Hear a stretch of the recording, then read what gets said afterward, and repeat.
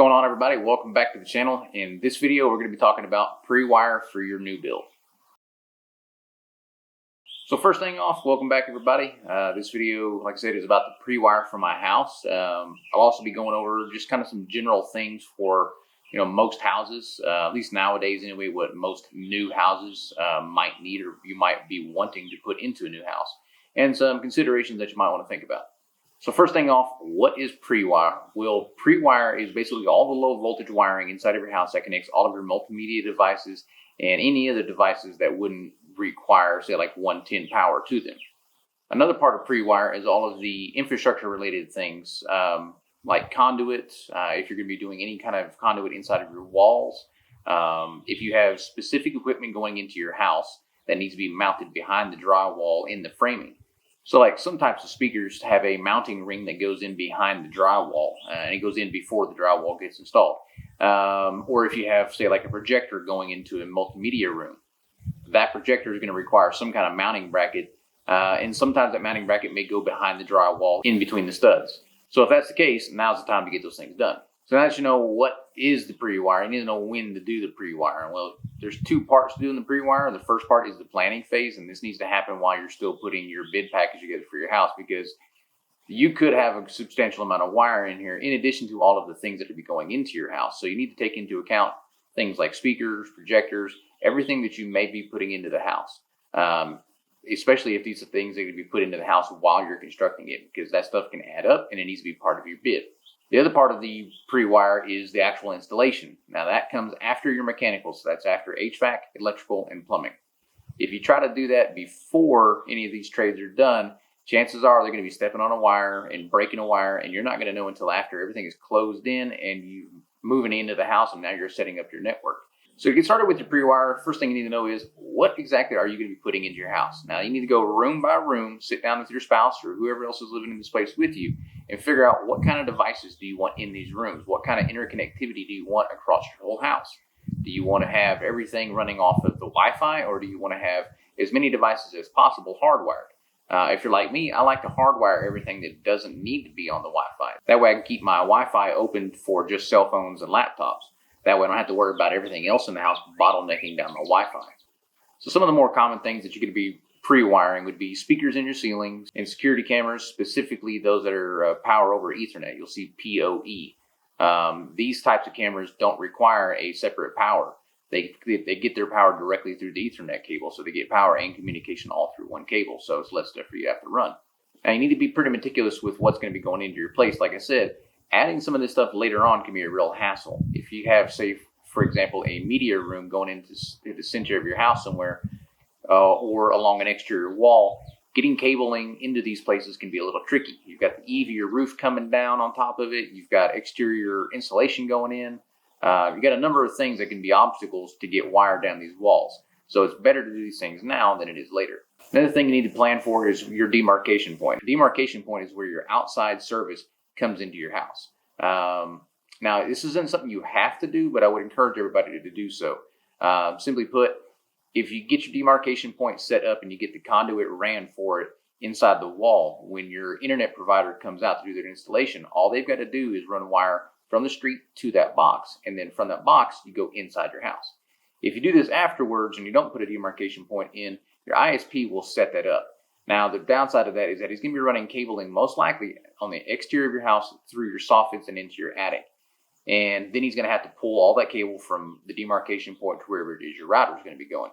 If you pre-wire ahead of time, or you plan where this is going to go, then half the work is done for him, and it's going to be a cleaner installation for you. Now, as far as demarcation points go, there's a ton of options for these types of boxes. Just do some shopping around. It doesn't need to be anything crazy big or crazy expensive.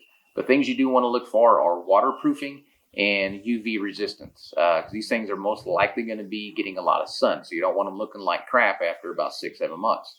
Another thing is that most of these boxes are set up specifically for telecommunications, so they've got a bunch of little plastic bosses all down the back of the box. This is for mounting different types of internet service provider equipment, cable TV type stuff, satellite, or whatever you got going in this box. It provides locations to mount that stuff. So while you're in the planning phase, you got to figure out where is all this multimedia stuff going, not just the wiring, but the actual devices that it's going to be plugging into.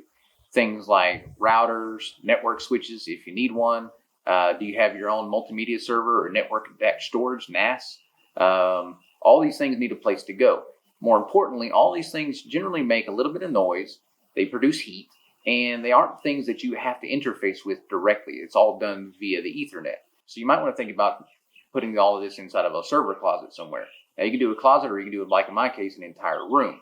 I was able to use this room as not only a place to put all my multimedia stuff, but I got my gun safe in there, and it's kind of an overflow point for just kind of all my man stuff. Keep it out of the closet, out of my wife's hair. If you do decide to put all this stuff in one of these locations, bear in mind they will be producing a lot of heat. That heat needs to go somewhere. Otherwise, they could overheat, and you could have some humidity issues with that room, especially if it's going to be closed. So it's a good idea to put, at a minimum, a register into that room so it gets a fresh supply of air. If the room is big enough, maybe put a register and a return so you're constantly moving air through that room. Some devices may not be that sensitive to heat, but if you have a multimedia server in that location with a ton of hard drives in it, chances are it's going to get pretty dang hot, and that heat is eventually going to break it down. Another thing to consider is any location that you're going to be having a ton of cabling going into. You need to think about how are you going to be managing the cabling inside that wall. Now, if it's an interior wall and it's not a location where you anticipate moving a bunch of cable down the line, then you can simply just run your cable through the top plate into the wall cavity and they just come out of a low voltage box. That's a pretty simple, low budget way to do it. Now, if you have an area, say like behind your entertainment center, where in the future cabling requirements could be changing, you need to think about how are you going to be moving cabling up and down that wall. If you don't have a lot of stuff in this wall, you could probably just run a simple fish tape through the top plate down the bottom, and then when you do need to pull a cable, you can just hook onto that wire and pull it up. If you want to go a little bit more high tech, you could do conduit and a low voltage receptacle, or you could go even high end like I did and use the Exapath. And the Exapath is basically just a really fancy conduit that allows you to snap in receptacles anywhere along that channel you want and take them out at any time later. If you're interested in hearing more about the Exapath product, I actually have a video on this that I've made a few months back, and I have another video that's going to be coming out soon after this video does. So if you're interested in that, go check it out. But in any case, you don't have to spend money to run cabling down a wall. It's just simply a preference. Do you want to have an easy time doing it, or do you maybe want to fight with it later? It just depends on your location and how much cable do you have in that wall and what you want to do with it. All right, so now that you know where your devices are going in your house and what devices you're going to be putting in place, that should give you an idea of how much cabling you're going to need.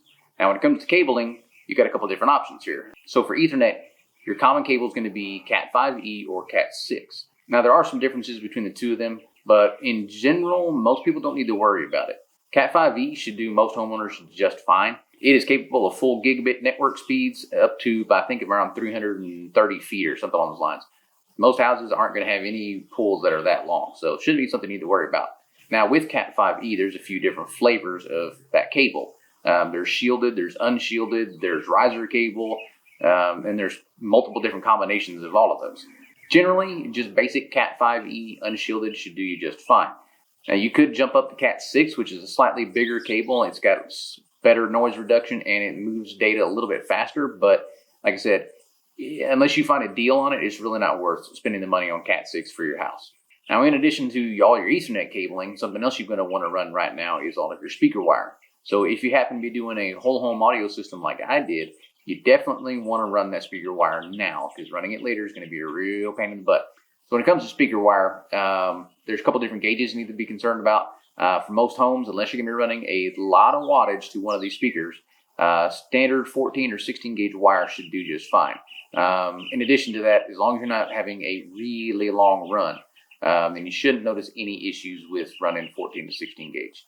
But if you do plan on amping it or running some really high-end audio equipment, then you may want to step up to 12 or possibly even 10 gauge wire. But look at whatever you're putting in and see what the requirements for it are. Now, with that speaker wire, you want to run a 4-wire from your receiver to your first speaker in a pair, and then run a 2-wire from the first speaker over to the other speaker. This way you only have to do 1 pull for each speaker location versus doing 2 pulls for each speaker location. Another cable type that you're going to be using quite a bit of, or at least 1 pull, is going to be RG6. Now, this is what most people typically call coax cable. That's that black and white cable you typically see used for cable set-top boxes and satellite TV, and even most internet providers use coax. Now, as far as RG6 goes, there's really only one run that you have to do, and that is from your modem to your demarcation point. And I would recommend doing 2 wires in that location. That way you have a spare cable if something happens to one, or your internet service provider happens to need 2 cables. And the same thing goes for Ethernet. When you run your Ethernet cable, make sure you run 2 to your demarcation point. That way you got 1 for a spare, and 2 if your ISP happens to need 2 different Ethernet cables. And lastly, as far as cabling goes, there's going to be any specialized cabling like HDMI cables, fiber optic cables, IR cabling, anything like that.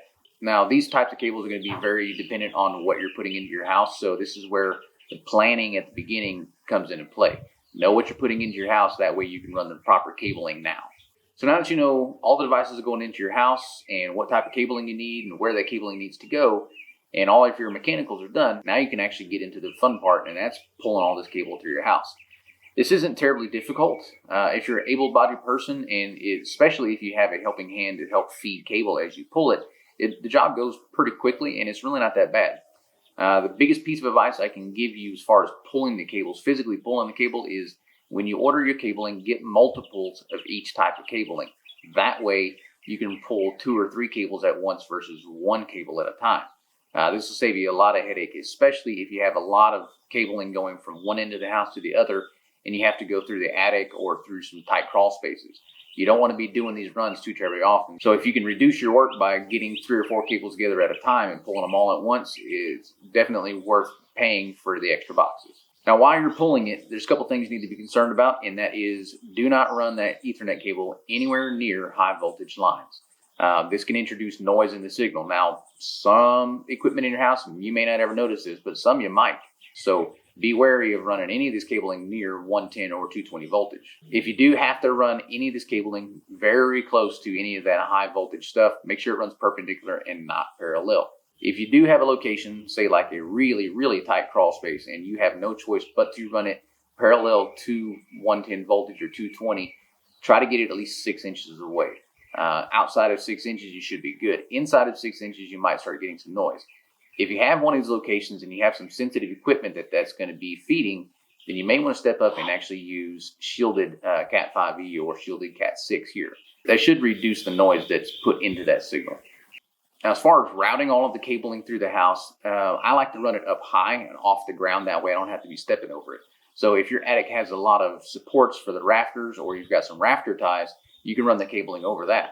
If you don't have any of these things, one of the cheapest options you can do is to go out and get these little plastic PVC pipe clamps. What they're used for is they mount PVC conduit to a stud. Well, you can use them without the PVC conduit, and it just creates a little horseshoe loop. And you can run these every, say, 5 or 6 feet across your attic, and then you can fish that cabling through these things. It makes for a really clean install, and they come in a whole variety of sizes. So you can get them all the way. You can get them up to some very big sizes. So if you have a ton of cabling going through there, you could use a big one or you could use a couple small ones. Whichever way you go, I definitely recommend using those things if you don't have any other way of keeping the cabling pulled up high. If you have any locations like say for tight crawl spaces, or if you're going to be running cabling close to a soffit somewhere that in the future you may be running more cabling, one thing that you may want to consider is putting conduit in this location. That conduit will save your bacon a little bit later on if you happen to need to do another pull later on down the line, or if you have to replace a wire. That's what I had to do in the crawl space directly above my front door. I have a ton of cabling going across this location, and I may need to pull cable through this location at one time or another. So I actually have 2 conduits ran through here. One is pretty full, and that's all the stuff that I did during pre-wire. I have another conduit that's next to it that only has, I think, maybe 1 or 2 cables in it, and this is for any future runs that I need to do. So now that you got everything pulled, it's time to start taking pictures. You want to take pictures of everything you put in your walls. This includes all of your regular electrical, your water, and all your pre-wire stuff. This will come in really handy later on down the line when you start hanging stuff on your walls, and you don't want to worry about having to put a nail through either a water line or through your Ethernet cable.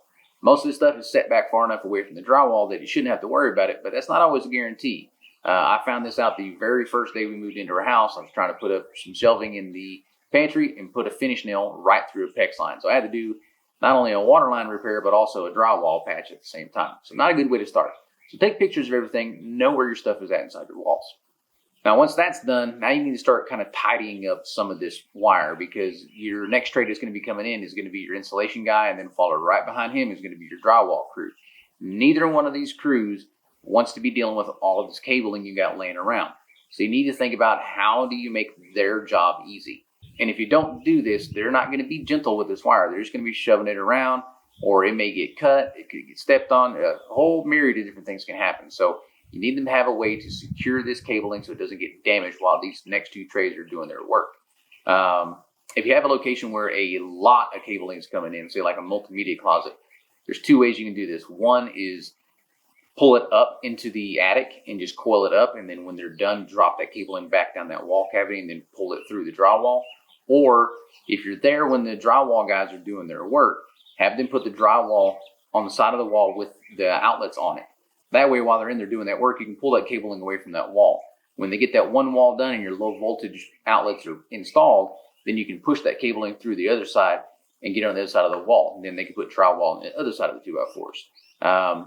This would be a really good way to do it if you have a ton of cabling and it might be a headache to get it down that wall after drywall is done. If you're using conduit or something in this location, then fishing that wire down that wall shouldn't be an issue.